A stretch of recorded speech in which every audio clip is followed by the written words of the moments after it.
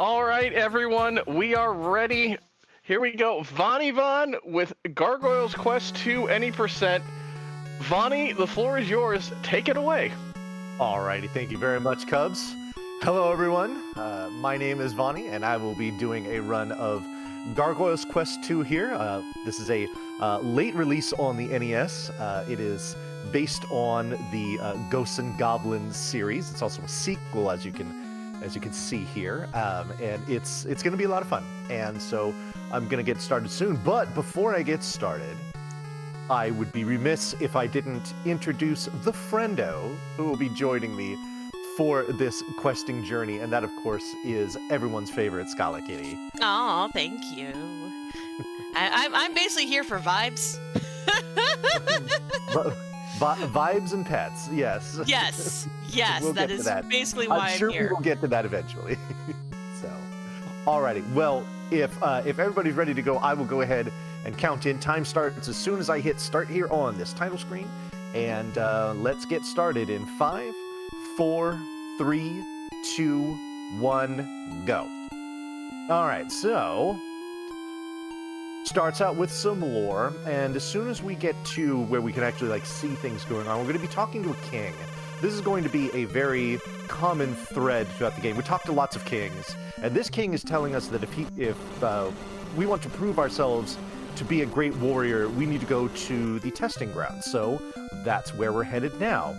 Now, what we're going to demonstrate here, and what you kind of learn here, is how to navigate your gargoyle around the environment. A little something I like to call garcore,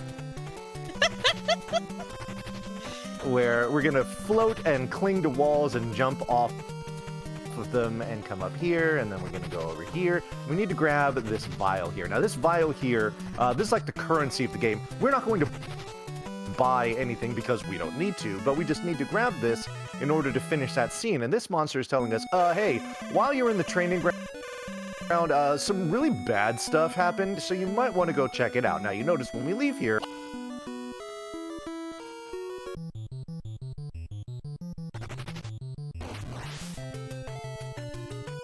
pop out of the ground when you approach them, but how close you have to get to them before they come out of the ground is random. So they can introduce some... Oh, my goodness, that is way late.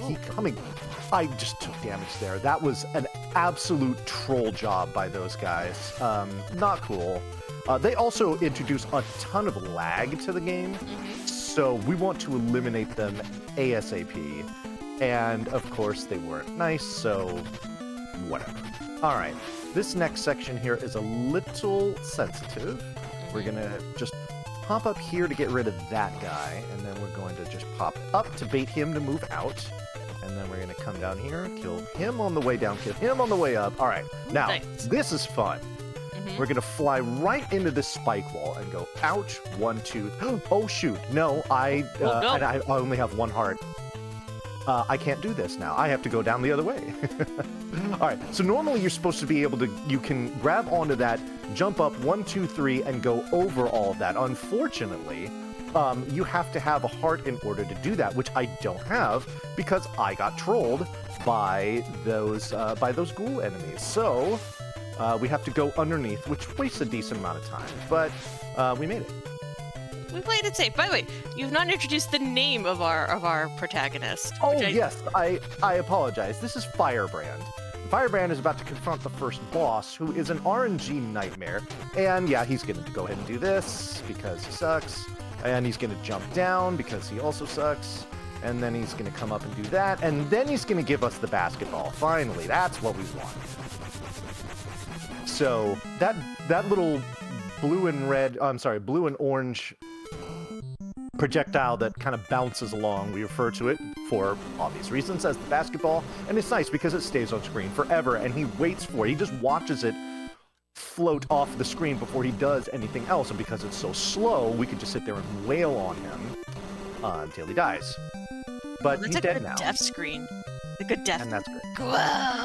Whoa! Which, as considering that this game was made by Capcom, I assume that is that was the inspiration for the infamous sound anytime you get KO'd in Street Fighter 2. That, whoa! That's where that came from. All right, flashing here as we do this. All right, now, 3 of these ghouls here, I was literally right next to his spawn point, and you saw he didn't do... Oh, now these guys spawn right away, naturally. Okay. We just need to kill those 3, then we're done. No more ghouls for the rest of the game. Yay! There's other crappy stuff we have to deal with, but not those guys, fortunately. So, yeah. All right, so we do a little kind of just a transitional stage here. We're going to introduce a speedrunning mechanic here called float stuttering. You see me intentionally stopping my float and then restarting it, which you can do in midair, provided that you have a meter at the bottom of the screen that is running out as I'm floating. Once that completely depletes, then you have to touch the ground again before you can start floating again. So, but we do that stuttering to increase the horizontal distance that we can move in midair. Now, what I just did here was I got a password. Obviously, I didn't write it down or anything like that. Password's always the same. But by getting the password there, that's now a checkpoint. We're going to do an intentional game over. We'll actually do 2 intentional game overs in the game at 2 different spots. And when we do, we'll go back to that checkpoint, and it saves us a lot of time that we would otherwise spend backtracking after we get the item that we need to... we're actually going to use it in that town that I was just in. So this will save us multiple minutes here. Now, this little transitional stage is kind of a mixed bag here. We're going to go across these floating platforms. Now, if you touch, you see they shoot and all that stuff. Now, if you just touch the side of the platforms, you take damage. But every once in a while, you take damage from the top of the platform where you're meant to stand, which makes no sense. And unfortunately, that fire that's below the platforms, that's instant death, and we don't want that. We need to save our lives for some things that we're going to be doing in the next level, which we are about to get into now. This next level is the jungle. The jungle is probably the worst RNG. Okay, okay, I've already taken 2 damage. I did not mean to do that. This is not a good start. Okay. Yeah, so the jungle is already jungling, and we haven't even really gotten into it. Now, there's normally a cool trick that I would do up here to climb up the side of this floating platform. Unfortunately, I need to do a damage boost in order to do it, and I don't have the hearts to do that right now, so we're going to take the long way. All right. Wait for that to come here, kill him, and float up here. Now, this next section in here, we're going to use a lot more of that floating trick in one particular part in order to... Flying crabs. Yes, so we're going to go... We intentionally grab the side of that wall there and launch off of that, as opposed to jumping off the platform, standing on it directly. Ooh, okay. So that it helps us with a horizontal distance. All right, now what we're going to do is we're going to go climb up, and we're going to intentionally die right there for a couple reasons. First of all, we respawn at the top of this platform, which saves some time. And it also refills our health, which we're going to need for this section here. You see I do a little damage boost trick there. Now, we're going to go ahead and float over this and then just land right on the very corner of that platform, just to regenerate our wing strength so that we can continue to float on. We're going to do it again right there. We're just going to our little toenail right on the edge of the platform. We're going to take a boost here. We're going to take another boost here. And then we're going to come into the boss's room, and we are going to immediately fly into the wall and die. And then we're going to fight the boss. Good idea.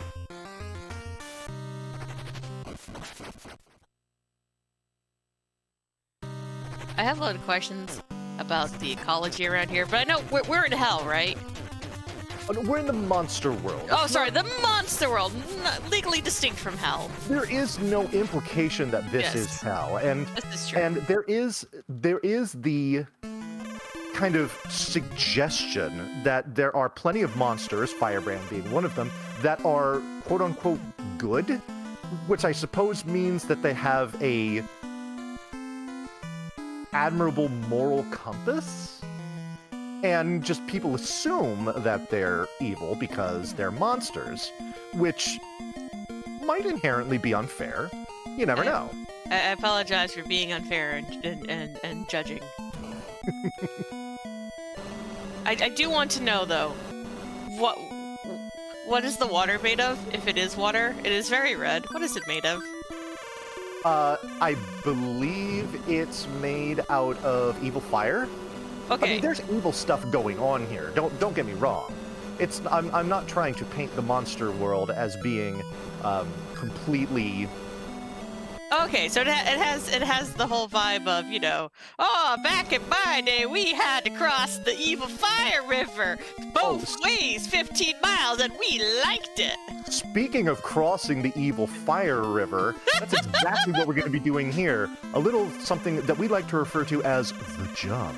We're going to jump up here and then go 1, 2, 3, 4 with the floating, and then boop, bounce over that, and there you go.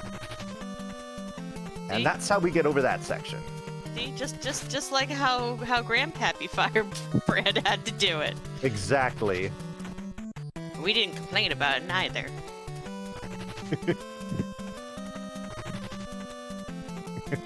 Oh, boomerang power! When I was crossing the Fire River, we didn't have any fancy 8-bit graphics. We had but a single bit, and we liked it. Yep. I actually do appreciate single, like, 1-bit games. There are not a lot of them. I feel like the one that probably really does it the best is the indie game World of Horror, which is a 1-bit style. So basically 1-bit just means it's only black and white. There's no other colors. Got it. And it uses that to replicate the vibes of Japanese horror manga. Oh, cool. Yes, it's very cool, actually. But anyway, now we're in some sort of, like, sand palace? We're in the sand palace. This is my favorite stage to do. There's just a lot of real technical movement in here. Good timing. We're going to do a little boost off here to just save some time to get over that. And then we have probably my least favorite boss to fight in the game. Not that. It's this here. It's Sand Frog. Lots of RNG with this guy. I'm making things difficult for myself. Oh, but he's giving me a good pattern, which is nice. Oh, I would love to see him jumping. We want to see him jump. We don't want to see him send out those spores or do this attack either. Yes, jump. Please keep jumping or dying. That actually works better. I prefer the dying. Okay, and now we're done. Done with the sand palace. You know what we're not done with, though, Scholar? What are we not done with? We're not done with money, raising money for Happy Bear. Oh no, we're not. So, but we are done with. We're done with this. We're done with this credit, if you will. You notice I very intentionally jumped into the evil fire and game overed, and here I am back at the spawn point where I got my password. Because the item that I got from that sand palace, we need to use on this king to get him out of his state of paralysis so that he can help. This is a good king, by the way. We're going to talk to an evil king in a little bit. But anyway. Oh, anyway, back to what we were talking about before, which is Happy Bear. Yes. We are raising money for Happy Bear. We are well within reach of $3,000, and I would love to see us hit it before the end of the marathon, which unfortunately is in just a few hours. So, yes. I mean, Cubs might know some places. So this is where I was going to call on Cubs, exactly, to tell us about some of the incentives for which people might donate. What's going on there, Cubs? Oh, nothing. Just watching some speedruns. This is fun. Oh, yeah, okay. We do have a couple open incentives right now. Happy Bear will be running Captain Toad's Treasure Tracker. That's really hard to say. I'm going to get that by the end of the night. Captain Toad's Treasure Tracker. Currently it is any %, but we do have an incentive to upgrade that to all gems. We are at $50 of $250 to upgrade that run, because who doesn't want more time in the marathon? That's always fun. Mm-hmm. Additionally, Happy Bear has a bid war that you can choose the hat she'll wear during the run.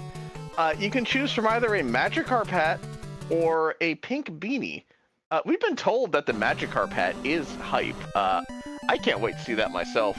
But please, those two are tied at the moment, so if you would like to go one way or the other on that bid war or put money toward that incentive, please donate and let us know in your donation comment where you would like that money to go towards.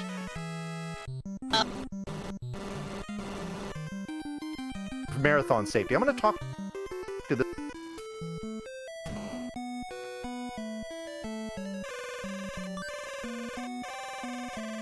And then that's the end of the conversation, but if you say no...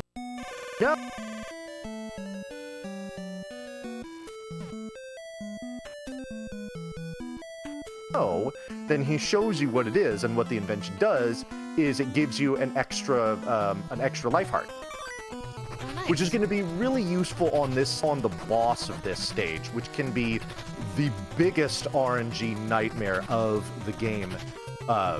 Just having that extra heart for health is very helpful, so that we can not die. Yeah, not dying usually. Unintentional. Yeah.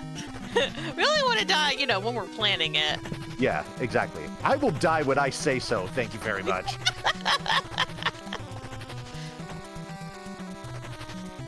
I do appreciate the decor in this, but also I get the feeling that the bees are probably the most annoying thing in here. Are they annoying? Or... They are if you let them get out of hand, but fortunately we have a way to kind of control their movement. Like, he comes right at me there. Geez. If he comes at me at a downward angle, he's very, very difficult to avoid. But thankfully, we didn't allow him to do that. All right, so this is the Twin Guardians boss coming up here. I will concentrate. No! Okay. You got this. You got this. Yeah. This is good. This fight's gonna take a while. Please kill him. Please kill him. Please kill him. Thank you. Oh, okay. You're gonna die. You will die. Yes. Yay! You got there. See? You did fine. The way that they move, as far as if they do that big semicircular swoop or do just kind of that little creeping motion, is completely random. I want them to start out with a slow motion but move down slightly so I can continue to wail on them, and unfortunately they moved straight forward, so it was just out of my range. Yeah, which is not cool. That was not cool. But anyway, it's done. Yeah. I'm trying to read what they're saying, but I usually need like at least some kanji to help like ground me when I'm reading. I do appreciate that they did include the kanji for king. That makes it slightly easier. But it's funny because if you notice when they refer to kings by their names, Yes. you see king in kana. Yeah. So, Interesting. yeah. So there's very little in the way of kanji in this, which was pretty common for NES game, just because. I mean, obviously a lot of kanji are rather detailed, and the NES just kind of lacked the capability to be able to provide that detail. It's also that, you know, that counts as a separate character in your memory. Right. So because of that, you would be very limited. I think, from like my knowledge of this sort of stuff, I think it was Final Fantasy V was the first game in that series to have kanji, for example. But yeah, and also like it is this sort of thing where that was one of the reasons why when games got localized into English, so much got cut. It was because Japanese is a much more even in just hiragana and katakana, it's still a much more compact language than English is, because you can get like two characters in a syllable is only like one character, and when you had to expand that out into English where each character is individual, that's where you lost like a lot in translation, very literally. Yeah. I have seen the attempt that was made to try and translate Final Fantasy II, like original FF2 on the original Nintendo. It never got past the beta stage. That was real rough to read to try. And to that point, the reason why we run this game in Japanese and why a lot of video games are run in Japanese when it has that variant is because if there's text scroll, the Japanese version is invariably faster. All right, Yes. this room here, we want to see if we can nail this. Oh, no, we didn't. Okay, I started my float a little too late there. The timing to get through all this with the damage boost, okay, at least I got the second half of it right, which I was able to do because I had the extra hearts, so shout outs to that. All right, now we're going to fight this doppelganger boss, but first we're going to die real quick because I said so. That's the only time it's cool for me to die. Yeah, right. All right, now we're gonna bait some movement here by going like this, and then by this, poke, hit, 1, 2, 3, 4, 5, like that. 1, 2, 3, 4, let's just do 4. Okay, nope, he's gonna float over me, and we'll hit him on the way down here, and then we're done. Yep, perfect. Pretty good fight. That can be RNG too. He only did 1 morph, which is nice. Sometimes you can do 2 and it wastes some more time, or if you let it get out of hand, you can just straight up die, and that's not cool. So, all right, lore dumping here. Cubs, I'm gonna actually reach out to you here if you have anything to share with us. Well, we have a $10 donation from Yami Florence. We must see the KARP hat. Put this towards Happy's Magikarp hat. That is $10 toward the Magikarp hat, $0 for the pink beanie. So if you want to see the beanie, you got a little time to get in there and turn that one around. Very powerful choice. Cool. Thank you, Yami. Thank you, Yami. All right, so we're done with this king. We're going to come and talk to his minion here. This one is going to give us a password, which again is set as a checkpoint. We're going to do a transitional stage here and then talk to some more royalty. By the way, I wanted to say, we all know that the reason why the doppelganger boss could not beat Firebrand is couldn't step to that swagger.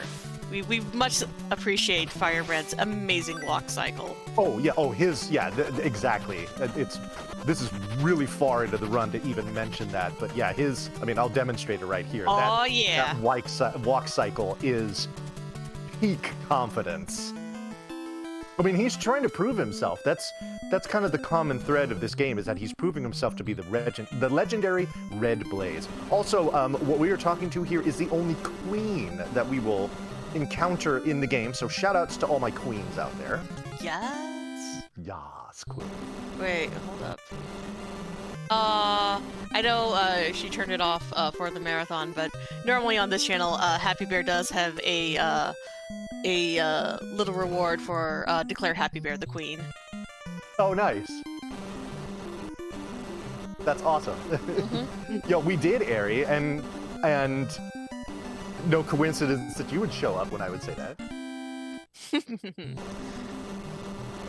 I do like the designs in this game. I really like that late era of original Nintendo. Is a very interesting era because it's that sort of like crossover point where you could definitely see the type of sprite work that you would see more so on the SNES. You could see where it was going and evolving. So it's that interesting sort of like interstitial point there. Yes.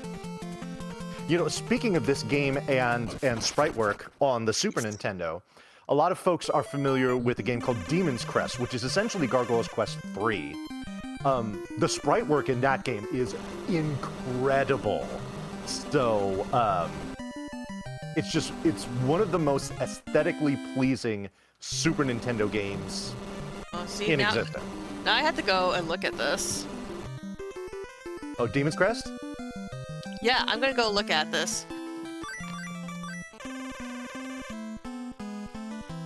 Alrighty. Well, while you're doing that, we're gonna enter Goza's Palace. This is the second to last level of the game. We now have a new weapon here. This is called the Claw. I have a question. What is the name of the what palace are we into? Goza.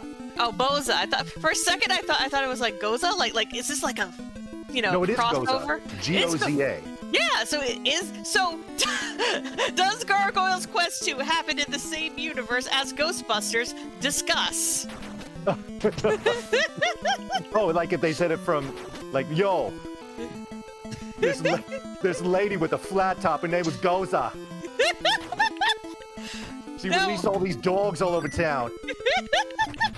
But I had so. Do you know of the media theory that was it? It goes back to that. It was like a show about a hospital back in the 80s, and it eventually revealed that the whole thing was like part of like a kid's imagination. But the thing is that show crossed over with a bunch of other shows to the point where it means that most of American media is all part of like one kid's imagination. I have no clue what you're talking about. Poor well, Vani. I'm gonna interrupt you real quick here. Yes. During this boss fight, there's some very strident flashing. Please be warned. It's bad.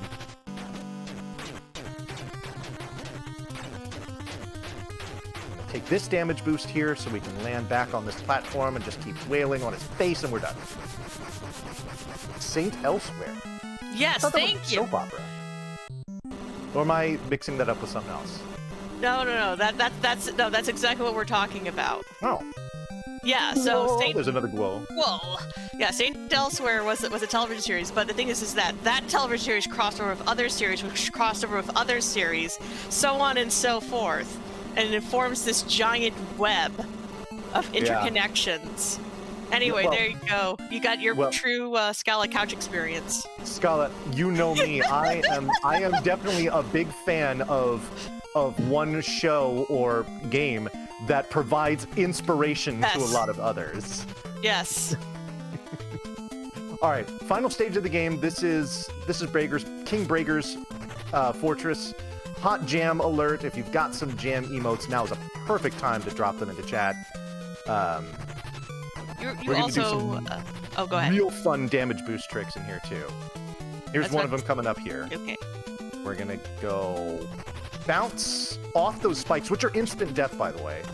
But not if you have iframes, and we will take huge advantage of that later. We're gonna do a little boost here just to move over this, so we can go through that little dart, and then we can grab this, which refills our life, and gives us another segment, by the way, which is pretty high. So this segment here is very sensitive, though. Bait that shot, bait that shot, bait that shot, not go too far. There we go. That last turret can do a double shot and really ruin your day. Okay, now is when it gets fun. Here's what we're gonna do. I really hope I do this right, because it's very sensitive. Boost here, kill that, boost here, and jump off those without dying. Nice! That is a huge time save over the alternative. All right. And, oh, come on. You got it. The one I need to block. Or break. Okay, so here we go. This is the final boss. Again, big time flashing warning during the fight itself. But what we're going to do is we're going to position ourselves in front of his face and just shout at him until he dies. And you'll see what I mean.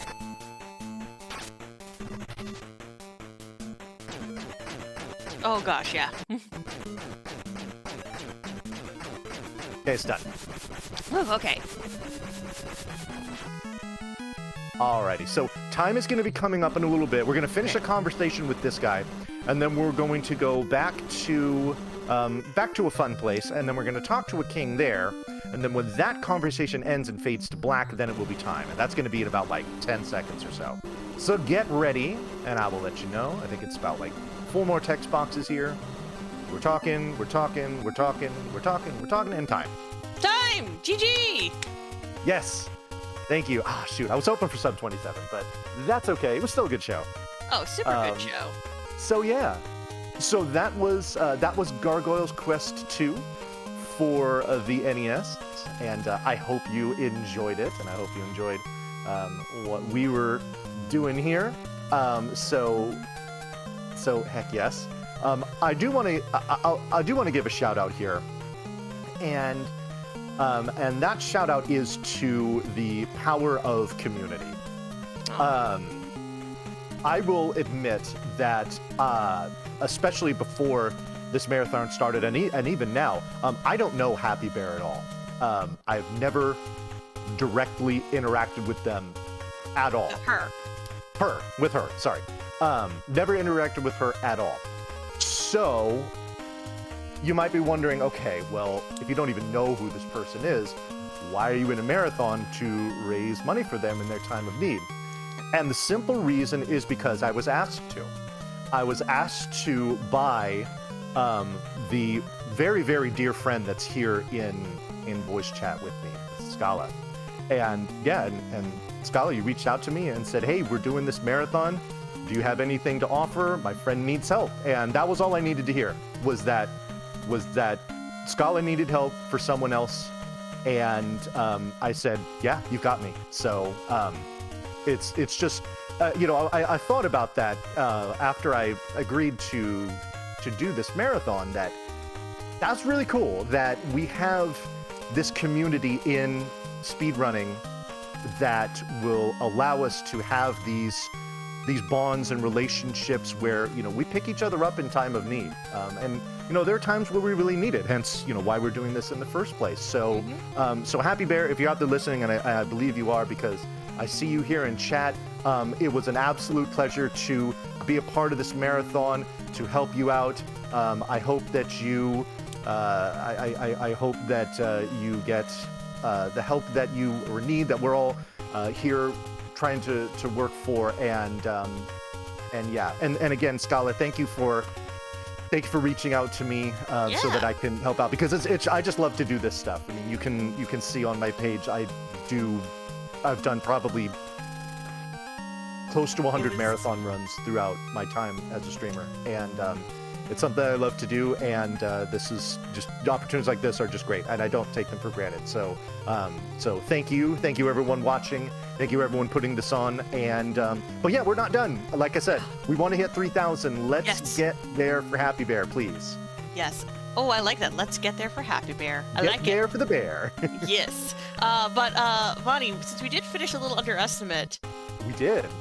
Might we be able to have a special guest? I did not tell the rest of the organizers about this, but did you have a particular guest in mind? Whoever feels willing to come and visit us. Let me just walk down the hall here and just see who I stumble across.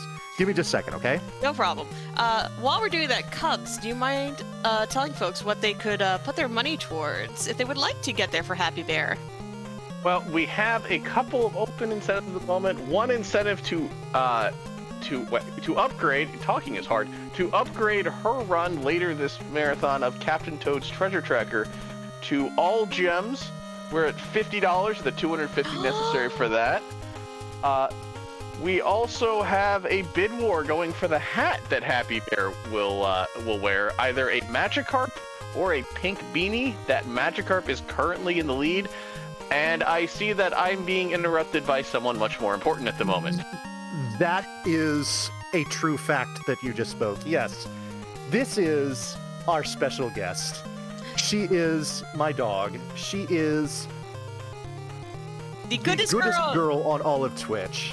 Yes. She is Catalina. She is the official stream mascot, for those of you that are familiar with my stream. And if you're not, then you might want to give me a follow so you can see more of this magnificent beast right here.